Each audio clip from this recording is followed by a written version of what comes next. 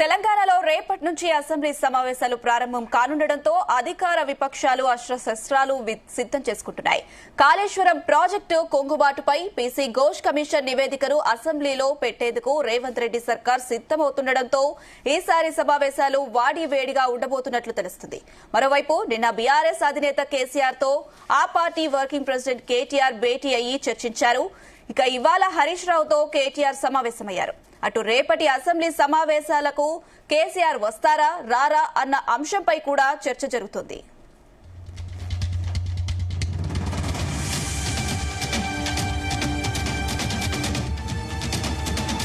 ఇదే అంశం సంబంధించి మరిన్ని అప్డేట్స్ మా బ్యూరో చీఫ్ నరేందర్ అందిస్తారు. ఎస్ నరేందర్. రైట్ అనుష, రేపటి నుంచి అసెంబ్లీ అదేవిధంగా మండలి సమావేశాలు ప్రారంభం కానున్నాయి. దీంట్లో ప్రధానమైనటువంటి ఎజెండా ఏంటంటే ఈసారి పూర్తి స్థాయిలో అసెంబ్లీ జరగదు. కేవలం ఒక 3 నుంచి 5 రోజులు మాత్రమే ఈసారి సెషన్లో జరుపుకునే అవకాశం కనిపిస్తోంది. ప్రధానమైనటువంటి ఎజెండా మాత్రం కాళేశ్వరం సంబంధించినటువంటి కమిషన్ రిపోర్ట్ని రాష్ట్ర ప్రభుత్వం సభలో పెట్టి పూర్తి స్థాయిలో ఆయన రేవంత్ రెడ్డి జరిగినటువంటి మొత్తం ఎపిసోడ్ని, అంటే బీఆర్ఎస్ హయాంలో కాళేశ్వరం కట్టినటువంటి నేపథ్యం ఏదైతే ఉందో, కాళేశ్వరం అంటే మేడిగడ్డ దగ్గర కట్టినటువంటిది, దాని తర్వాత అన్నారం సుందీల తీసుకొచ్చినటువంటి ఈ మొత్తం బ్యారేజీల ఏ రకమైనటువంటి నాణ్యతతో కట్టారు, దాని తర్వాత జరిగినటువంటి పరిణామము, అది ఒక పిల్లర్ ఏదైతే కూలిందో దాని తర్వాత జరిగినట్టు మొత్తం కూడా ఒక కమిషన్ వేయడం, జస్టిస్ ఘోష్ కమిషన్ ఇచ్చినటువంటి రిపోర్టు దాదాపు 650 పేజీలు ఉంది. ఈ మొత్తం కూడా ఇప్పుడు కేవలం కొన్ని పేజీలు మాత్రమే బయటికి క్యాబినెట్లో రిలీజ్ చేశారు. దాని తర్వాత పూర్తి స్థాయిలో మేము సభలో మొత్తం కూడా దీన్ని పెట్టి పూర్తి స్థాయిలో మాట్లాడతామనేటువంటి విషయం కూడా చెప్పడం జరిగింది. హైకోర్టు కూడా ఇప్పటికే ఏజీ కూడా తెలియపరిచారు హైకోర్టుకు. మొన్న కేసీఆర్ కానీ హరీష్ రావు ఇద్దరు కూడా హైకోర్టుకు వెళ్లారు. దీని మీద ముందే మీడియాకు ఎలా రిలీజ్ చేస్తారని కూడా వాళ్ళ తరపునటువంటి న్యాయవాది కూడా వెళ్లారు. ఈ మొత్తం విషయం పక్కన పెడితే అసెంబ్లీ సమావేశాలు రేపటి నుంచి జరగబోతున్నటువంటి నేపథ్యంలో వాడివేడిగా ఈ సమావేశాలు ఉండే అవకాశం ఉంటుంది. అదే సమయంలో మనం చూస్తున్నాం గడిచిన 3-4 రోజులుగా కూడా భారీ వర్షాలు ఉంది. ముఖ్యంగా ఉత్తర తెలంగాణలో దీని ఇంపాక్ట్ చాలా ఎక్కువగా ఉంది. కామారెడ్డిలో అత్యధికమైనటువంటి వర్షపాతం నమోదైంది. దీంతో మొత్తం కూడా గ్రామాలని కూడా వందలాది గ్రామాలు చెరువులను తలపిస్తున్నటువంటి పరిస్థితి ఉంది. దాదాపు మనం చూసాం 40-50 ఏళ్ల నుంచి కూడా ఈ స్థాయిలో ఆ కామారెడ్డి ఏరియాలో కావచ్చు, ఆ ఏరియాలో కురిసినటువంటి పరిస్థితి లేదు. కనుక ఇప్పటికే ప్రతిపక్షాలు అటు బీజేపీ కావచ్చు, ముఖ్యంగా బీఆర్ఎస్ ఇప్పటికే క్షేత్రస్థాయిలో మెదక్ కావచ్చు, అదేవిధంగా మిగతా ఉత్తర తెలంగాణలో నుండి కరీంనగర్, ఆదిలాబాద్, నిజామాబాద్, మెదక్, సంగారెడ్డి ఏరియాలో చాలా మంది కూడా లీడర్లు వెళ్లి పరామర్శిస్తున్నటువంటి పరిస్థితి. నష్ట నివారణ కింద ఇప్పటికే గ్రౌండ్ లెవెల్లో చూస్తున్నారు. కేసీఆర్ దీనికి సంబంధించినటువంటి ఇప్పటికే నిన్న మొన్న కూడా సమావేశమయ్యారు. ప్రజాక్షేత్రంలోకి వెళ్లి జనాల సమస్యలు తెలుసుకోండి అనే విషయం కూడా చెప్పే ప్రయత్నం చేశారు. ఇప్పుడు మాజీ మంత్రి అదేవిధంగా సిద్దిపేట ఎమ్మెల్యే హరీష్ రావుతో కూడా కేసీఆర్ కాసేపటి క్రితమే సమావేశమయ్యారు. ప్రజల్లో జరుగుతున్నటువంటి అక్కడ ఉన్నటువంటి వాతావరణ పరిస్థితి, అంటే ముఖ్యంగా ఉత్తర తెలంగాణలో ముఖ్యంగా మెదక్లో ఎలాంటి పరిస్థితి ఉందని తెలుసుకునే ప్రయత్నం చేస్తున్నారు. అదే సమయంలో ఎవరు కూడా హైదరాబాద్లో అందుబాటులో ఉండకూడదు. బీఆర్ఎస్ లీడర్ అందరూ కూడా జిల్లా అధ్యక్షులు కానీ, మాజీ ఎమ్మెల్యేలు కానీ, ఎంపీలు అందరూ కూడా గ్రామాల్లోనే తిరగాలి. ఎక్కడైతే ఉత్తర తెలంగాణలో మనం చెప్పినటువంటి ఏరియాలు ఉన్నాయో అక్కడే తిరగాల్సిన అవసరం ఉంది. వాళ్ళ సమస్యలు తెలుసుకొని ప్రభుత్వం దృష్టికి తీసుకెళ్లాలి, వాళ్ళకు సహాయం అందే విధంగా ప్రయత్నం చేయాలని కూడా కేసీఆర్ చెప్తున్నటువంటి పరిస్థితి ఉంది. ఇక మరోపక్క అసెంబ్లీ సమావేశాల్లో కూడా ఎలాంటి పరిస్థితితో మనం ముందుకెళ్లాల్సిన అవసరం ఉంది, సభను ఏ రకంగా ముందుకు తీసుకెళ్లే విధంగా ప్రతిపక్షంగా మనం వెళ్లాల్సిన అవసరం ఉందని కూడా కేసీఆర్ ఎమ్మెల్యేలకు దిశానిర్దేశం చేసే అవకాశం ఉంది. ఈరోజు సాయంత్రం కూడా ముఖ్యంగా 28 మంది ఎమ్మెల్యేలు ఉన్నారు కాబట్టి వాళ్ళతో కూడా సమావేశం జరిగే అవకాశం కూడా ఉంది. ఇక ముఖ్యమంత్రి రేవంత్ రెడ్డి దీన్ని చాలా ప్రెస్టీజియస్గా తీసుకున్నారు. కాళేశ్వరం సంబంధించినటువంటి కమిషన్ రిపోర్ట్ని 650 పేజీలను సభలో ప్రవేశపెట్టి దీని మీద అన్ని పక్షాల అభిప్రాయాలు తెలుసుకునే అవకాశం ఉంది. ఇప్పుడున్నటువంటి పరిస్థితిలో కమిషన్, జస్టిస్ ఘోష్ కమిషన్ ఇచ్చినట్టు రిపోర్టు ఈ రకంగా ఉంది కాబట్టి మనం ఎలాంటి చర్యలు తీసుకోవడానికి మీ పార్టీలో ఒపీనియన్ ఏందని కూడా అడిగే అవకాశం ఉంటుంది. ఇప్పటికే అధికార పార్టీగా కాంగ్రెస్ నుంచి కొంతమంది మంత్రులు కావచ్చు, కొంతమంది సీనియర్ ఎమ్మెల్యేలు కూడా సభ్యులతో మాట్లాడించే ప్రయత్నం చేస్తారు. తర్వాత బీఆర్ఎస్కి అవకాశం ఇస్తారు.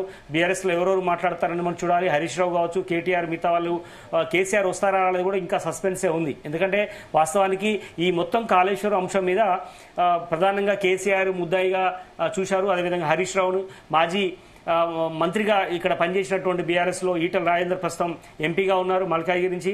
ఆయన ఈ మొత్తం ముగ్గురు ఈ దీంట్లో పాత్ర ఏ రకంగా ఉందని కూడా మొత్తం వివరించే అవకాశం అయితే కనిపిస్తుంది. ఇక మరోపక్క కాళేశ్వరం కమిషన్ రిపోర్టు మీద పూర్తి స్థాయిలో మొత్తం సభలో అవసరమైతే 2 రోజులైనా జరిపే విధంగా ప్లాన్ చేస్తున్నారు. ముఖ్యమంత్రి రేవంత్ రెడ్డి ఒక పీపీటీ కూడా సభలో పెట్టే అవకాశం అయితే కనిపిస్తుంది. పబ్లిక్ అది ఏదైతే ఉందో పవర్ పాయింట్ ప్రజెంటేషన్ సంబంధించి కాళేశ్వరం కమిషన్ మొత్తం జరిగినటువంటి లోటుపాటు, పర్మిషన్ ఎక్కడెక్కడ తీసుకోలేదు, అన్ని అంశాలు కూడా రేవంత్ రెడ్డి మాట్లాడే అవకాశం ఉంది. దీని తర్వాత ఎలాంటి స్టెప్ తీసుకోవాలో కూడా సీఎం రేవంత్ రెడ్డి సభ నుంచే మాట్లాడే అవకాశం అవుతుంది. ఇక నరేందర్ అయితే ఇప్పటి వరకు జరిగిన అసెంబ్లీ సమావేశాలకు అయితే కేసీఆర్ హాజరు కాలేదు. కానీ రేపు జరగబోయే అసెంబ్లీ ప్రత్యేక సమావేశాలకు కేసీఆర్ హాజరయ్యే అవకాశం ఎంతవరకు ఉంది? ఇప్పటి వరకు ఉన్నటువంటి సమాచారం మనం నిన్న వేముల ప్రశాంత్ రెడ్డితో కూడా మనతో మాట్లాడారు. ప్రస్తుతం ఆరోగ్యం అయితే బాగాలేదు, కొంత ఇబ్బంది పడుతున్నారు, అందుకనే చాలా లిమిటెడ్ గానే సమావేశాలు నిర్వహిస్తున్నారు అనేటువంటి విషయం మీద అయితే కొంతమంది ఎమ్మెల్యేలు కావచ్చు, సీనియర్ లీడర్ చెప్తున్నారు. అవసరమైతే నందీనగర్కి ఈ అసెంబ్లీ సెషన్ అయిపోయేదాకా కూడా ఇక్కడే ఉండి మానిటరింగ్ చేయాలనేటువంటి ఆలోచన కేసీఆర్ చేస్తున్నట్టుగా తెలుస్తుంది. మనం చూసాం నిన్న కానీ మొన్న కూడా వరుసగా భేటీలు జరుపుతున్నారు. ముఖ్యంగా ఈ ప్రకృతి ఇచ్చినటువంటి విలయతాండవం ఏదైతే ఉందో వర్షం కారణంగా ఇబ్బంది పడుతున్నటువంటి సమస్యల దృష్ట్యా ఆయన మాట్లాడుతున్నారు. కానీ ఆ సభకు వచ్చే విషయం మాత్రం ఇంకా క్లారిటీ రావాల్సిన అవసరం ఉంది. ఈ రోజు రాత్రి కానీ రేపు మార్నింగ్ ఒక నోట్ రిలీజ్ చేసే అవకాశం ఉంది. నాకు తెలిసి గతంలో కూడా ఆయన అసెంబ్లీకి రాలేదు, కేవలం 2 సార్లు మాత్రమే అసెంబ్లీకి ఈ 19 నెలల కాలంలో వచ్చారు. ఒకసారి ఎమ్మెల్యేగా ప్రమాణ స్వీకారం చేయడానికి వచ్చారు, ఒకసారి బడ్జెట్ సెషన్ లో ఒకసారి అలా వచ్చి వెళ్ళిపోయారు.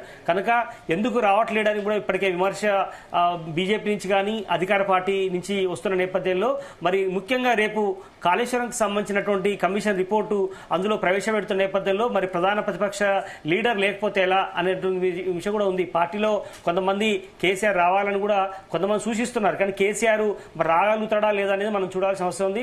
అంతేకాకుండా రేపు సభలో ఈ 2-3 రోజులు జరిగేటువంటి సభలో ఉపసభాపతిని కూడా ఎన్నుకునే అవకాశం ఉంది. ఇప్పటికే ఆ పార్టీకి సంబంధించినటువంటి లీడర్ని రామచంద్ర నాయక్ని ఇప్పటికే ఎన్నుకోవడం జరిగింది. రేపు సభలో ఆ నిర్ణయం కూడా ప్రకటిస్తారు. అదేవిధంగా యూరియాకి సంబంధించినటువంటి ఇష్యూ మీద కూడా ప్రతిపక్షాలు గట్టిగానే నిలదీసే అవకాశం ఉంది. అదేవిధంగా రైతాంగాలు చాలా ఇబ్బంది పడుతున్నారు. ముఖ్యంగా ఎరువుల కొరత కావచ్చు, ముఖ్యంగా యూరియాకి సంబంధించి కావచ్చు, లేదంటే రైతు రుణమాఫీకి సంబంధించిన ఇష్యూ కానీ చాలా అంశాల మీద ప్రతిపక్షాలు గట్టిగానే అధికార పార్టీని నిలదీయడానికి చాలా అస్త్రశస్త్రాలు వినియోగించుకునే పరిస్థితి కనిపిస్తుంది. అధికార పార్టీ ఈ అంశంతో పాటు స్థానిక సంస్థల ఎన్నికలకు సంబంధించినటువంటి అంశం చాలా క్లియర్ కట్ గా మాట్లాడే అవకాశం ఉంది. ఎందుకంటే ఇప్పటిదాకా పెట్టినటువంటి ఎఫర్ట్స్ ఏదైతే ఉందో 42% రిజర్వేషన్ సంబంధించి ఈ అంశం మీద కూడా అధికార పార్టీ సభలో మాట్లాడే అవకాశం అయితే కనిపిస్తుంది. ఇప్పటికే మండలిలో కానీ అసెంబ్లీలో కానీ బిల్లులు ఆమోదించి కేంద్రానికి పంపారు. కేంద్రంలో రాష్ట్రపతి ఆమోదం కోసం షెడ్యూల్ 9లో చేర్చడమే గత్యంతరం తప్ప మరో మార్గం లేని పరిస్థితి ఉంది. ఈ నేపథ్యంలో ఏం చేయాలి? ప్రభుత్వం ఉన్నటువంటి 3-4 ఆప్షన్స్ ని పెట్టుకుని ఉంది. ఒక పక్క షెడ్యూల్ 9లో కనుక రాకపోతే స్పెషల్ గా ఒక జీవో రిలీజ్ చేసి స్థానిక ఎన్నికలకు వెళ్లాల్సిన అవసరం ఉందా అని అనుకుంటున్నారు. లేదంటే పార్టీల పరంగా 42% రిజర్వేషన్ ఇచ్చే అంశం మీద కూడా ఇప్పటికే ఆయా పార్టీలు సంబంధించినటువంటి కోరాలను కూడా అధికార పార్టీ చూసిస్తుంది.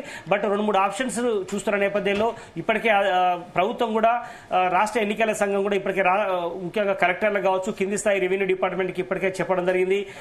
ఖచ్చితంగా ఈ షెడ్యూల్ ఏదైతే ఉందో ఫోటో ఐడి కార్డు కావచ్చు, వార్డుల వారీగా మండలాల వారీగా జిల్లా స్థాయిలో పూర్తిగా రాజకీయ పార్టీల సమావేశం ఏర్పాటు చేసుకోవాల్సిన అవసరం ఉందని ఇప్పటికే ఎలక్షన్ కమిషన్ చెప్పింది. ఇప్పటికే ఆ ప్రక్రియ కొనసాగుతోంది. రేపు 2వ తారీఖు లోపు మొత్తం కూడా పూర్తి చేయాలని కూడా ఎలక్షన్ కమిషన్ చెప్పింది.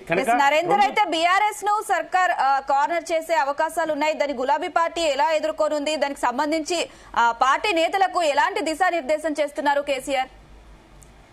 అనుష, ఎందుకంటే నిన్న మనం చూసాం బీఆర్ఎస్ ఎల్పీ సమావేశం ఒక జరిగింది. అంటే దాని కేసీఆర్ కాలేదు, కొద్దిమంది బీఆర్ఎస్ ఎల్పీ కార్యాలయంలో మీటింగ్ పెట్టుకున్నారు. స్పీకర్ ని పర్మిషన్ అడిగారు.